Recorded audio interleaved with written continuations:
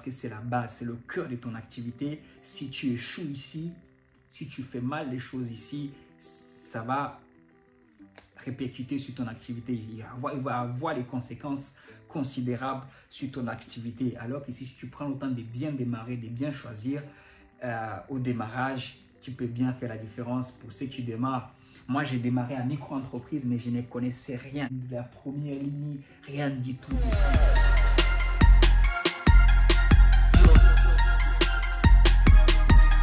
Salut à toi, entrepreneur VTC ou alors entrepreneur VTC en devenir. Tu réfléchis au projet. Aujourd'hui, je vais te faire une vidéo sur les 3 formes des statuts juridiques les plus utilisés de l'activité de VTC. J'ai nommé la micro-entreprise, la SASU et la EURL. C'est une vidéo qui résume à peu près et qui donne un peu ma pensée. Ce n'est pas dans le but de choisir pour toi, non, loin de là. Je vais juste donner mon avis d'après mes 10 ans bientôt d'expérience dans le domaine et en t'expliquant point par point. Et à la fin, toi-même, tu pourras te faire une idée sur vers quel statut tu vas te diriger. Et n'hésite pas aussi de demander conseil lors de la création à un professionnel, à un comptable, à un expert comptable qui pourra mieux t'orienter. Mais ne suis pas ton comptable les yeux fermés. Prends d'abord toi-même le temps de bien réfléchir, parce que si tu dis à ton comptable que tu veux te verser un salaire, il y a des fortes chances qu'il va t'envoyer vers là. Mais peut-être que ce qu'il te faut, ce n'est pas forcément te verser un salaire ou un gros salaire. Alors la SASU pourra être mieux. Dans des cas que j'expose ici, c'est plus des entrepreneurs VTC qui travaillent beaucoup en application. Pour certains, ce sera la micro-entreprise. Pour d'autres, ce sera la SASU, la EURL. Même si beaucoup qui me suivent cette chaîne depuis longtemps savent de quoi je pense de la micro-entreprise, surtout en application. Et sans plus tarder, au fait, là, je vais commencer par quelques points en micro-entreprise qui sont les suivants. Je vais commencer par les avantages pour ne pas toujours être pessimiste envers la micro-entreprise. Beaucoup qui me suivent depuis longtemps sur cette chaîne savent que ce n'est pas un statut que je défends le plus pour ceux qui veulent faire l'activité à long terme. Et surtout, pour ceux qui veulent faire l'activité en plein temps, ce n'est pas un statut que je conseille le plus. Tu as la franchise de la TVA à 36 000 euros. C'est-à-dire que dans l'année, si tu fais 36 000 euros, un peu majoré à 39 000 euros 100 maximum, 39 000 euros 100, on va dire, 36 000 euros majoré à 39 000, là, tu n'es pas assujetti à la TVA. Là, tu ne payes pas la TVA. Tu prends tout l'argent, tous les 36 000, 39 000, c'est pour toi. Tu ne payes pas la TVA, tu ne la récupères pas non plus. C'est l'un des inconvénients aussi de ces statuts. Pour ceux qui l'utilisent, le savent très bien. Si toi, tu comptes l'utiliser, et ça encore dans la formation VTC, si tu as fait la formation, tu dois savoir c'est quoi la TVA déductible, la TVA collectée. Tu collectes la TVA pour l'État et l'État collecte la TVA pour toi et tu fais la différence des deux. Soit tu payes, soit l'État te rembourse ou c'est toi qui payes. Mais en général, tu payes. Mais bon, c'est l'exemple tout simple. Si tu as collecté pour 10 euros de TVA pour l'État et que l'État a collecté pour 8 euros ou 7 euros quand tu as acheté du gasoil, quand tu as fait de l'entretien de ton véhicule, tu fais la différence entre les 10 et 7 euros. Toi, tu donnes que 3 euros à l'État. Tu comprends rapidement. Mais si tu fais plus, là, tout de suite, tu as assujetti à la TVA, c'est que tu dois payer la TVA comme si tu étais en société. C'est pour ça que pour ceux qui le font à temps partiel, c'est un statut qui peut être intéressant.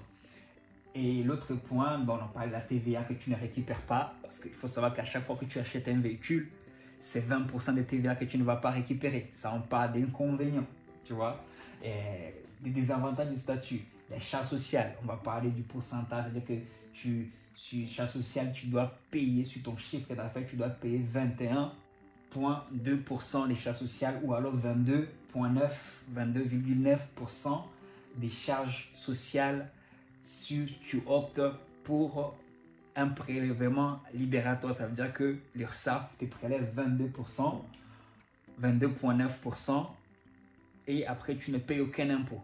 Chaque 22%, si tu fais, j'ai pris un exemple comme ça, là, si tu fais 60 000, 22%, ça vient autour de 13 000, ce qui n'est pas négligeable. En espérant que tu ne payes pas une location à 1600 € le mois parce que sinon tu vas travailler, tout ton chiffre d'affaires va partir dans la location et dans les charges sociales et dans les charges liées notamment le gasoil. Et donc, pour ça, tu vois, quand je parle de ces statuts-là, je suis toujours un peu, quand je vois les gens conseiller ces statuts, à moins que bon, tu fais comme tu peux et que tu te débrouilles pour ne pas. Mais bon, au jour d'aujourd'hui, tout est en ligne pour ne pas déclarer, mais tout est en ligne aujourd'hui. Et si tu as une application notamment, que ce soit Bolt, Uber, tout ça là, à tout moment, s'il y a un contrôle, on va leur demander d'envoyer les chiffres que tu as fait. Si tu t'es amusé à faire ce que tu veux, à ne pas respecter, moi je parle de ceux qui vont respecter ces lois. Si tu t'amuses à ne pas les respecter, au bout de 2-3 ans, on peut te tomber dessus avec un retard colossal. Donc, si tu le fais, fais-le vraiment dans les bonnes règles de l'art. C'est un conseil d'Andersen pour éviter les pots cassés dans quelques années. Donc, tu vois, ces statuts, pour moi, je le recommanderais pas. Pour toutes ces raisons, tu ne récupères pas la TVA, tu payes les 22% sur le chiffre d'affaires, alors qu'ici en face, et non seulement ici, tu perds tous tes droits. Si tu te lances au début, si tu te lances ici et que tu étais peut-être au chômage, tu perds les aides au retour à l'emploi. Alors qu'en SASU, déjà, j'ai mis quelques avantages. Il n'y a pas que les avantages, c'est sûr. Et aide au retour à l'emploi, si tu l'as, tu le conserves. Si tu démarres en VTC et que tu es au chômage, ça, c'est le statut que moi, je te conseille au moins pour les 2 premières années ou le temps que tu sois, en fonction du temps que tu as en aide. Tu vois, tu as droit à ça. Tu peux conserver aussi ton RSA, c'est tes droits, tu peux les conserver. Tu peux te verser un petit salaire. Si justement l'un des plus gros inconvénients en SASU, c'est que ces charges salariales et patronales, les deux combinés, tu as autour de 84%. C'est-à-dire que si tu te verses 600 € par exemple, il faudra compter autour de 1100 € à décaisser ou 1050 € à décaisser sur le compte de ta société. Pratiquement le double. C'est ce qui est aberrant. Je suis sur ces statuts depuis 2016, bientôt peut-être 7-8 ans, mais c'est le plus gros désavantage, tu vois. Mais le reste, ça a l'air d'être le statut le plus parfait. Il n'y en a pas de statut parfait, mais le mieux convenable. Tu vas récupérer la TVA. Il faut te dire que si tu achètes un véhicule de 20 000 € par exemple, et que quand tu récupères 20% dessus sur 20 000 €, ça fait beaucoup d'argent. Le carburant que tu mets, si tu mets, je dis n'importe quoi, 700 € de carburant, sur les 700 €, tous les mois, tu récupères 20%. Toutes les factures à gauche, à droite, que ce soit les frais que tu mets pour ton comptable, parce qu'ici, il te faut un comptable et dans la micro-entreprise, c'est très facile. L'accès, tu dois avoir les bases hein, si c'est un statut qui t'intéresse. Mais moi, je n'ai fait qu'évoquer les points sur lesquels tu dois juste être vigilant sur ces statuts et c'est celui-ci d'ailleurs. Et ici, ce qui est bien, c'est que tu payes les impôts sur la société. Tu ne payes pas les impôts sur le chiffre d'affaires comme dans la micro-entreprise. Tu payes les impôts sur le bénéfice. Ou tu peux aussi choisir les impôts sur le revenu que tu dois choisir en connaissance de ta situation. Mais la base de tout, c'est les impôts sur le bénéfice. C'est ce que moi j'ai. Actuellement, j'ai toujours des impôts sur le bénéfice. Comme ça, si tu n'as pas les bénéfices, tu n'as pas des impôts à payer tout simplement. Ce n'est pas comme ici. Si la location de ton véhicule, plus tout le reste, l'essence, tout ça, tombe que c'est 60 000 € l'année. Alors qu'ici, tu as quand même payé les 22%. Même si tu ne les as pas, ici, on va te calculer sur ton bénéfice. C'est-à-dire que la différence entre tes entrées et tes sorties, la différence entre tes dépenses et tes produits, c'est-à-dire que ce que tu gagnes, ton chiffre d'affaires et tes charges, c'est ça le bénéfice. Et là, tu payes les impôts dessus. Si c'est en dessous des 45 000, tu vas payer 15%. Si c'est au-dessus des 46 000, 45 000, tu vas payer 25%. Donc ici, à BTC, au moyen, on paye toujours 15%. Jusqu'à là, je n'ai pas fait un bénéfice de 46 000, donc c'est toujours en dessous. Donc, tu vas payer 15% dessus. Et ici, rapidement aussi, hein, tu peux, en plus de ton petit salaire, de ton RSA ou de tes aides de retour à l'emploi, à la fin, tu peux à la fin de l'année, à la fin de 12 mois, tu peux te verser les dividendes.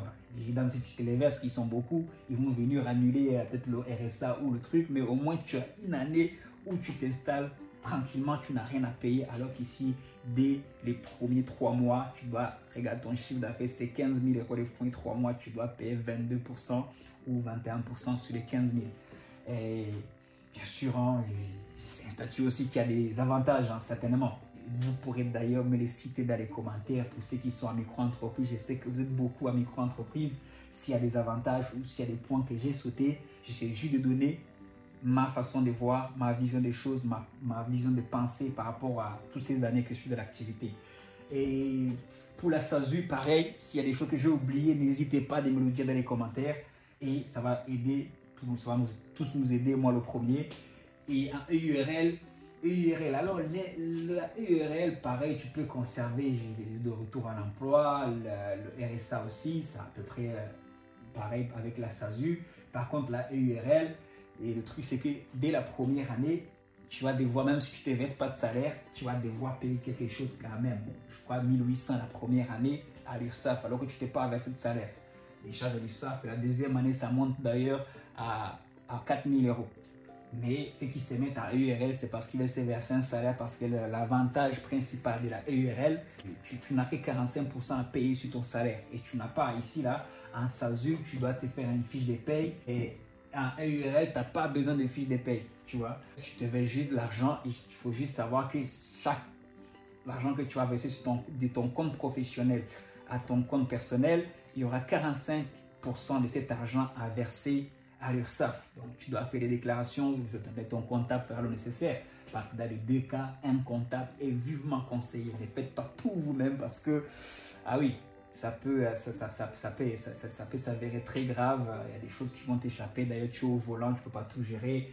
Et il faut, en général, payer un abonnement dans les deux cas autour de 100 euros d'un comptable qui tu vas envoyer tes factures, tu vas faire le nécessaire et il va faire les déclarations, c'est lui qui va gérer ton compte des impôts, c'est lui qui va tout déclarer. Et puis par rapport à la TVA, la récupération, le paiement de ta TVA, c'est le comptable qui va gérer tout ça. Et oui, donc a priori, si tu te verses vraiment un salaire, c'est pas gênant. Donc tu vas payer les 45%, sachant que les 45%, moi j'ai vu beaucoup, peut-être pas beaucoup, mais il y a beaucoup à qui ça a mis en faillite. Oui.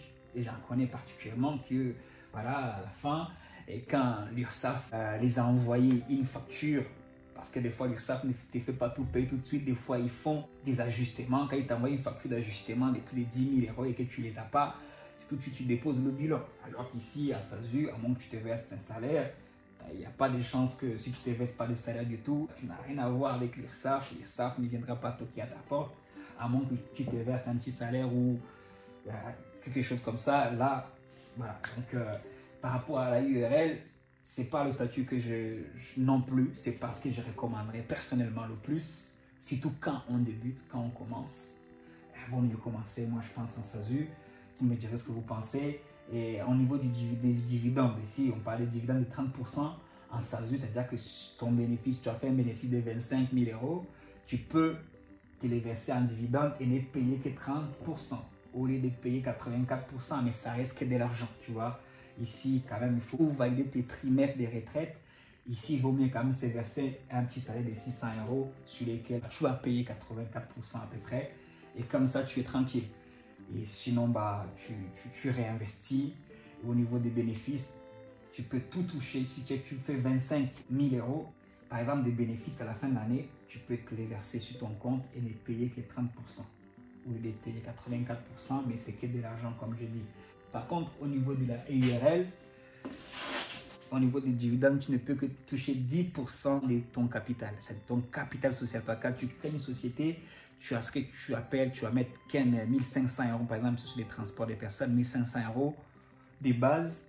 Si tu n'as que 1500 euros de capital social, tu vas toucher que 150 euros de dividendes chaque année.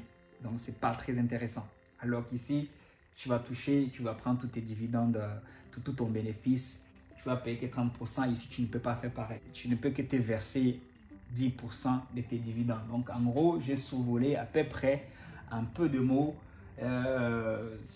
J'aurais pu certainement faire la vidéo d'une meilleure façon, mais je voulais un petit des rappels pour une personne aussi qui nous rejoint sur la chaîne auto-bricolage très récemment pour qu'il ait une idée à peu près avant de s'élancer, avant de choisir sa forme juridique, sur quel point il devrait le plus réfléchir, aussi comment structurer tes questions quand tu seras avec ton comptable, parce que moi je n'en suis pas un, je suis juste formateur, taxi VTC et chauffeur VTC et taxi également. Je donne mon avis à chaque fois, j'ai déjà fait des vidéos sur des micro-entreprises l'année dernière ou celle d'avant, tu peux toujours aller les écouter.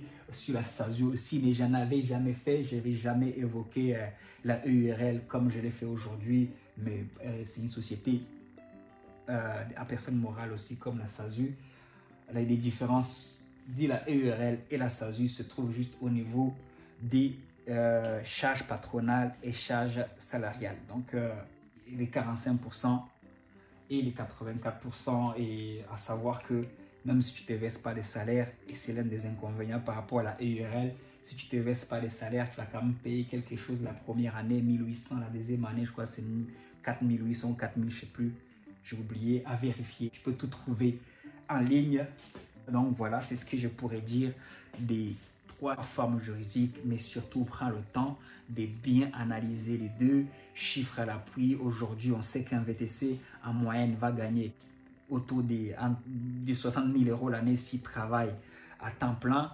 Donc, prends ces 60 000 euros, essaie de voir tes charges, d'imaginer tes charges. Tu te dis, au fait, par mois, peut-être que j'aurai 7 000 euros par an. Des carburants, j'aurais peut-être 20 000 euros ou 15 000 euros, je dis n'importe quoi. Les charges de la voiture, le loyer de la voiture, même si c'est un leasing, j'aurais peut-être 6 000 euros des loyers, des leasing ou des crédits à rembourser par rapport à la voiture. Tu fais tout, tu rajoutes le comptable, tu rajoutes quelques factures à gauche et à droite. Tu t'es dit, ok, en termes de charges, j'aurais peut-être 40 000 euros l'année des charges.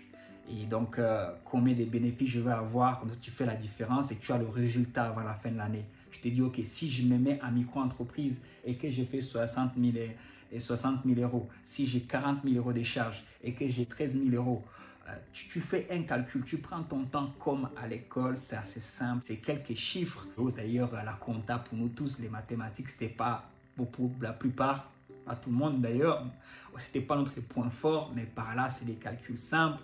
Il faut juste prendre le temps de bien les faire et d'écouter beaucoup de vidéos sur le sujet parce que c'est la base, c'est le cœur de ton activité. Si tu échoues ici, si tu fais mal les choses ici, ça va répercuter sur ton activité. Il va avoir des conséquences considérables sur ton activité. Alors que si tu prends le temps de bien démarrer, de bien choisir au démarrage, tu peux bien faire la différence pour ceux qui démarrent. Moi, j'ai démarré en micro-entreprise, mais je ne connaissais rien, ni de la première ligne, rien du tout, rien de chez rien. Comme j'aime toujours le dire ici, j'étais à Uberpop à l'époque en 2014. Quand Uberpop a fermé, j'ai reçu des mails sur des moyens comme quoi il fallait créer une micro-entreprise pour pouvoir continuer à travailler avec Uber. Je suis allé au bureau, on nous a tout créé à l'aveugle. Parce qu'avant, moi, j'étais technicien télécom, je travaillais le soir à Uberpop. Et la journée, en tant que technicien, j'ai déployé la 4G dans une entreprise connue de la place, dans le domaine. Et franchement, je ne connaissais rien du tout. Je me suis lancé en micro-entreprise, mais au bout d'1 an, j'ai changé. Je suis revenu en SASU et jusqu'aujourd'hui, je suis en SASU. J'ai déjà réfléchi à aller à EURL, mais même les 40%, moi, je trouvais que c'était cher. C'était beaucoup, c'est pas cher, mais c'était beaucoup. Et je voulais surtout me développer. J'avais le projet de pouvoir remonter parce qu'à l'époque, en 2017, j'avais 6 véhicules, j'ai tout revendu. Moi, j'avais plus l'envie de pouvoir développer ma société. Et pour développer ma société, ce qui était le mieux pour moi, c'était la SASU parce que je pouvais mettre de côté pas mal d'argent, je pouvais ne pas me verser des dividendes, je pouvais notamment garder mes droits. Et voire même des fois me verser juste un petit salaire pour compléter par rapport à mes charges personnelles. Donc, je me suis organisé comme ça. C'est pour ça que je défends beaucoup. Je parle beaucoup de la SASU, c'est pas que je défends. Je parle beaucoup de la SASU parce que c'est ce que je connais le mieux. Et moi, je pense que en termes business, si on voit à long terme, si on veut s'agrandir, si on veut acheter un deuxième véhicule, troisième, quatrième pour les mettre en location ou faire autre chose, je pense que la SASU est le mieux adapté dans les 3 formes. Mais bon, je suis toujours ouvert pour ceux qui veulent me convaincre, le contraire. Ne t'arrête pas sur ma vidéo seulement, écoute d'autres vidéos dans le domaine, enrichis-toi dans les formations que tu as reçues En tant que VTC, il y a là le module des gestions d'entreprise. Prends le temps, même si c'est le module le plus compliqué que les gens n'aiment pas. C'est pas pour rien qu'il est compliqué. C'est pas pour rien que ça chauffe la tête. C'est parce que une fois que tu le maîtrises de mieux en mieux, tu pourras de mieux en mieux optimiser ton business et mieux gagner ta vie et mieux gagner ton argent et surtout éviter la faillite et éviter que l'URSSAF te tombe dessus avec une dette de 15 000 euros, de 20 000 euros, comme des fois je l'ai vu, parce que tu auras compris les mécanismes, tu auras compris le fonctionnement et voilà, tout simplement, tu vas éviter la casse. Je pense que je fais le tour, j'ai donné mon avis, j'ai donné mes conseils et après chacun fait ce qu'il a envie de faire et comme il a envie de le faire. Comme des grandes personnes, on est tous des responsables et on assume bien évidemment. Sur ce, ciao ciao, bye bye, peace, yo, God bless you.